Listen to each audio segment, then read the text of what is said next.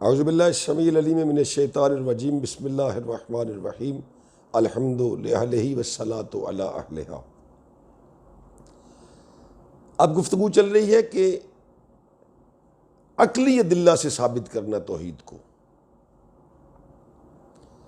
कुछ मुफस्सिरीन ने तफसीर के हाशिए पर और बाकी मोतबर उलमा ने मोतबर किताबों में दो नाम दर्ज किए जो अपने दौर के दानिश्वर थे।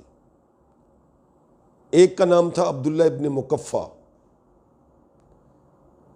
जो अपने दौर में अपने मुआशरे के लोगों में बड़ा दानिश्वर मशहूर था। एक और दानिश्वर है जिसका नाम है इब्न अबिल औजा। हज है और लोग तवाफ कर रहे हैं। इब्न मुकफ़ा ने इब्न अबिल औजा से कहा, ये जो जम्मे गफ़ीर है ना, जो तवाफ में मसरूफ़ है, उसने कहा इनकी कोई कदर कीमत नहीं, मगर हाँ वो जो कोने में एक शख्स बैठा है और मुनाजात कर रहा है, ये शख्स नहीं, ये तन्हा अपनी ज़ात में उम्मत है। अगर कोई दानश्वरी की या इल्म की बात करनी हो, इल्मी बहस करनी हो, तो इसके अलावा इस भरे इज्तिमा में कोई दूसरा बंदा नहीं जो इल्मी तशनगी को कम कर सके। चुनाचे ये आ गए इमाम के पास, और वो जो कोने में बैठ के मुनाजात कर रहे थे वो थे जनाब सादिक आले मुस्तफ़ा। सादिक इमाम के पास बैठे और तौहीद पर गुफ्तगू हो गई, इस्बात तौहीद पर गुफ्तगू शुरू हो गई। हादी फरमाते हैं, पहले तो ये बताओ कि जब तुम खुदा को मानते ही नहीं तो फिर यहां क्या करने आए हो? ये कहते जी अहले इस्लाम तौहीद परस्तों की अक्लों का तमाशा देखने आए। इमाम ने कहा, अच्छा मेरी बात सुनो जी, अगर खुदा है ही नहीं कि जिसने जन्नत बनाई, जहन्नम बनाई, नेकी की जजा रखी, गुनाह की सजा रखी, एक दिन मुअय्यन किया जिसे यौमुल हिसाब के नाम से ताबीर किया जाता है, अगर तो वो खुदा है ही नहीं, और कल को जब सब की तरह हम भी दुनिया से चले गए, फिर छोड़ो हमारी इबादत को, खुदा है ही नहीं, ना कोई जन्नत है, ना जहन्नम है, न जजा है, न सजा है, फिर तो तुम और हम दोनों बराबर हैं। हादी फरमाते हैं, अगर खुदा हुआ और नेकी की जजा और बुराई की सजा है, तो फिर बताओ कि तुम क्या करोगे? अब यह लाजवाब हो गया, अकली तौर पे बताया। और फिर इल्मे कलाम में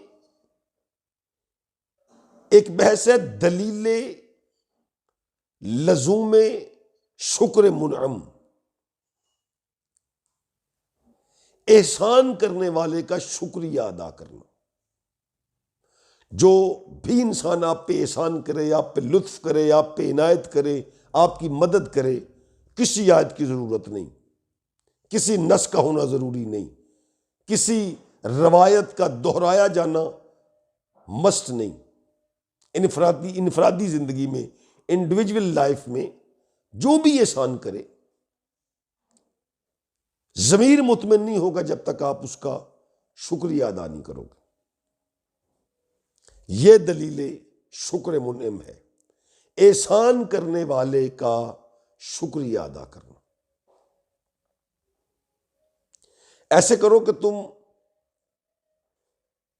जो तौहीद को नहीं मानते, इसमें बहस है, उनको बोलो कि वो अपने आप को माजी के झरोंके में देखें कि जब तुम आए थे अपनी ग़िज़ा साथ लेके नहीं आए थे, तुम्हारी ग़िज़ा का एहतमाम किसने किया? अच्छा चलो छोड़ दो,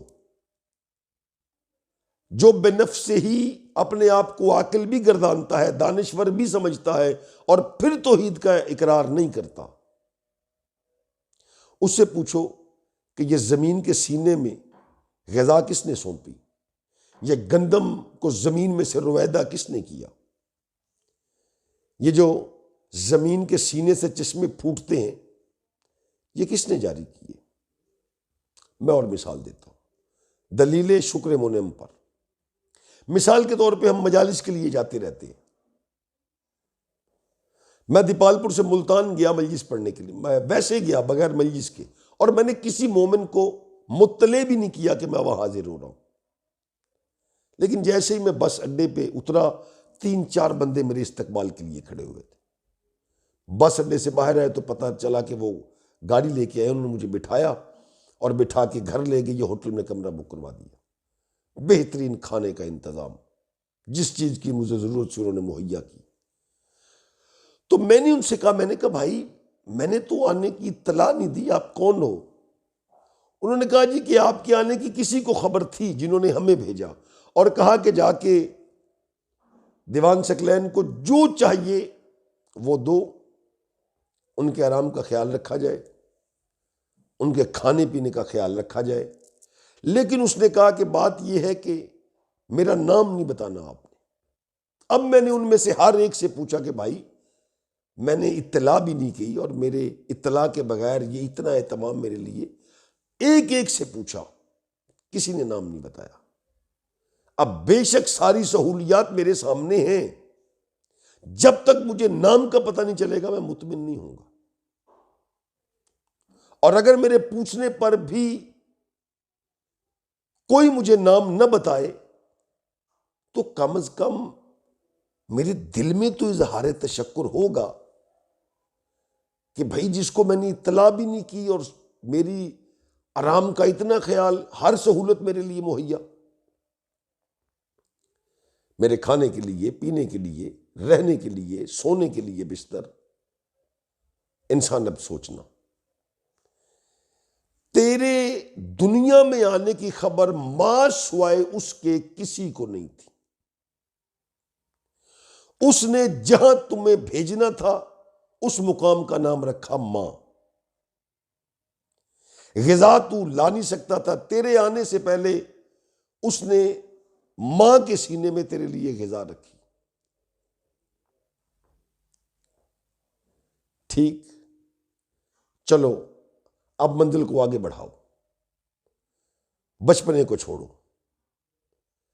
जो जवान हो, जिनको अच्छे बुरे की सूझबूझ है, उनसे ये बात कीजिएगा कि गर्मियों में ठंडी हवा के झोंके जब बदन को सुकून और राहत बख्शते हैं, तो तुम इन झोंकों से पूछो कि हमारे बदनों के लिए तुम्हें किसने सुकून करार दिया।